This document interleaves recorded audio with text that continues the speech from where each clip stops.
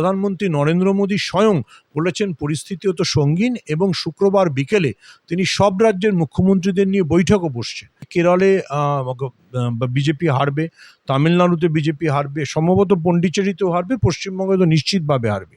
একমাত্র আসামে বিজেপি এগিয়ে আছে।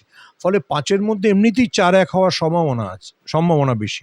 এরপরে যদি কোনো এনার্জি লকডাউন হয় তাহলে একেবারে নরেন্দ্র মোদীর মাথায় বজ্রাঘাত হবে। ডোনাল্ড ট্রাম্প যদি এবার যুদ্ধ না থামান তাহলে গোটা পৃথিবীর জন্য খুবই বিপজ্জনক পরিস্থিতি অপেক্ষা করছে। সেটা আমি আজ সকালে দেখলাম, রুশ প্রেসিডেন্ট ভ্লাদিমির পুতিন অবধি সতর্ক করে দিয়েছে। এরকম চললে কিন্তু করোনার মতো গোটা বিশ্ব জুড়ে অর্থনীতির উপর চাপ পড়বে। দাদা, দেখছে যে এত দীর্ঘমেয়াদী লড়াই চলছে, এই যে জ্বালানি সংকটে ভুগছে ভারত, বাংলাদেশ, পাকিস্তানের দুরবস্থা দেখছি, কি মনে হয় যে এখন কি যুদ্ধবিরতি ঘটতে পারে বলে মনে করছে? দেখুন, যুদ্ধবিরতি না ঘটলে মোদিজির ফাদারল্যান্ড যদি যুদ্ধ না থামায় তাহলে গোটা বিশ্বে যে জ্বালানি সংকট হবে সেটা থেকে কে আমাদের বাঁচাবে? দেখুন, ইরান তো প্রমাণ করে দিয়েছে যে ইরানকে দমিয়ে রাখা যাবে না, ইরান কারো অধীনতাও স্বীকার করবে না। এবার আমেরিকা তার জেদ সেরে শান্তি আলোচনা শুরু করেছে। যত তাড়াতাড়ি সেই শান্তি আলোচনা হয়ে যাবে তত ভালো। কেন আমি এটা বলছি? দেখুন, এই যে তেল প্রস্তুতকারক যে দেশগুলো, তেল উৎপাদনকারী দেশ, তাদের মধ্যে বড় অংশই হচ্ছে পশ্চিম এশিয়ায়, ওই আরব বিশ্বে থাকে। সৌদি আরব বলুন, কাতার বলুন, বাহারিন বলুন, এই সব দেশগুলোই। ইরানকে যেই আমেরিকা আক্রমণ করতে শুরু করে, ইরান কিন্তু এই পাল্টা সব দেশের মার্কিন যেসব ঘাঁটিগুলো আছে সেগুলোতে আক্রমণ করেছে। তার ফলে যেটা হয়েছে, এই সমস্ত ঘাঁটিগুলোতে বিপর্যয় হয়েছে। কাতার বা সৌদি আরবের বিভিন্ন তৈল উৎপাদনকারী বা গ্যাস উৎপাদনকারী সংস্থাগুলো এস্টাবলিশমেন্টগুলো নষ্ট হয়ে গেছে। ফলে গ্যাস এবং তেলের বাজার প্রচণ্ড চড়তে শুরু করেছে, যেটা গোটা বিশ্বকে ভাবাচ্ছে। আমেরিকার নিজের অর্থনীতি মুখ থুবড়ে পড়েছে, আমেরিকায় জিনিসপত্রের দাম বেড়ে গেছে। ফলে ডোনাল্ড ট্রাম্প যদি এবার যুদ্ধ না থামান তাহলে গোটা পৃথিবীর জন্য খুবই বিপজ্জনক পরিস্থিতি অপেক্ষা করছে।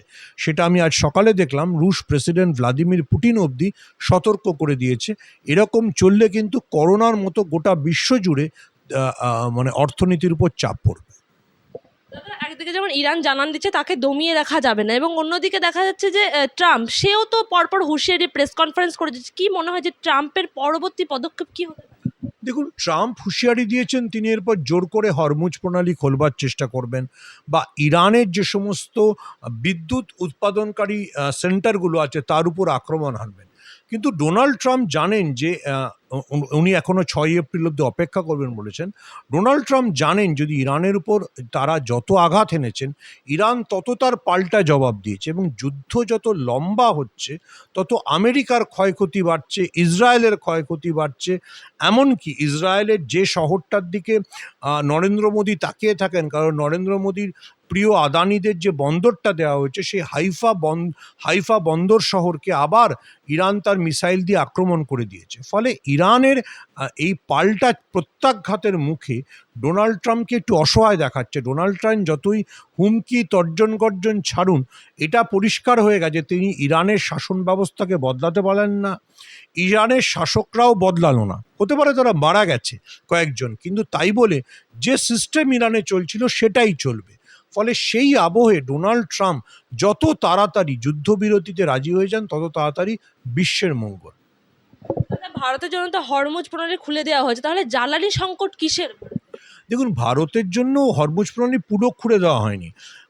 ভারতকে যেহেতু ইরান এখন গুরুত্ব দিচ্ছে, ভারত ইরানের বহুদিনের পরীক্ষিত বন্ধু, যতই ডোনাল্ড ট্রাম্পের ডোনাল্ড ট্রাম্পের পথ অনুসরণ করে নরেন্দ্র মোদী গিয়ে ইসরায়েলকে ফাদারল্যান্ড বলে আসুন, আসলে তো ইরানই আমাদের বন্ধু দেশ। ইরানে আমাদের বন্দর আছে, চা বাগান, ইরান আমাদের সঙ্গে দীর্ঘদিন ধরে আছে, যেটা সোনিয়া গান্ধী বারবার চিঠি লিখে মনে করিয়ে দিচ্ছিলেন।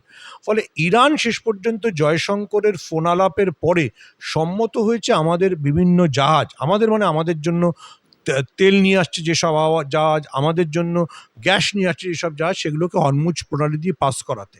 ফলে তার সুবিধা আমরা পাচ্ছি। কিন্তু তাও প্রধানমন্ত্রী নরেন্দ্র মোদী স্বয়ং বলেছেন পরিস্থিতি অত সঙ্গীন এবং শুক্রবার বিকেলে তিনি সব রাজ্যের মুখ্যমন্ত্রীদের নিয়ে বৈঠকও বসছেন। আমাদের দেখতে হবে যে সেই বৈঠকে নতুন করে কোনো বিধিনিষেধ আসে কিনা। একটা সুখের খবর যে শুক্রবার সকালে কেন্দ্রীয় সরকার জ্বালানি তেলের উপর অর্থাৎ পেট্রোল ডিজেলের উপর এক্সাইজ ডিউটি প্রায় 10 টাকা কমিয়েছে। তা সেটা কতটা দামে এফেক্ট করে সেটা আমাদের দেখতে হবে।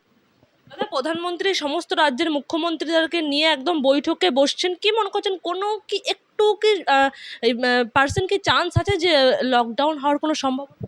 দেখুন, 5 রাজ্যে ভোটের আগে সেটা হলে সেটা নরেন্দ্র মোদীর জন্য হারাকিরি হয়ে যাবে। একেবারে মানুষ ঝেঁপে সেক্ষেত্রে মোদী সরকারের বিরুদ্ধে ভোট দেবে। দেখুন, 5টা রাজ্যের মধ্যে এমনিতেই কেরলে বিজেপি হারবে, তামিলনাড়ুতে বিজেপি হারবে, সম্ভবত পন্ডিচেরিতেও হারবে, পশ্চিমবঙ্গে তো নিশ্চিতভাবে হারবে।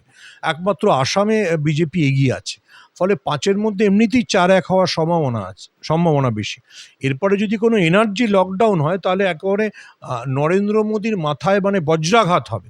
ফলে আমার ধারণা সেই রাজনৈতিক হারাকিরি নরেন্দ্র মোদী সরকার নাও করতে পারে, কিন্তু অবশ্যই এই সংকটের পরিস্থিতিতে কিছু বিধিনিষেধের কথা সরকার ঘোষণা করতে পারে।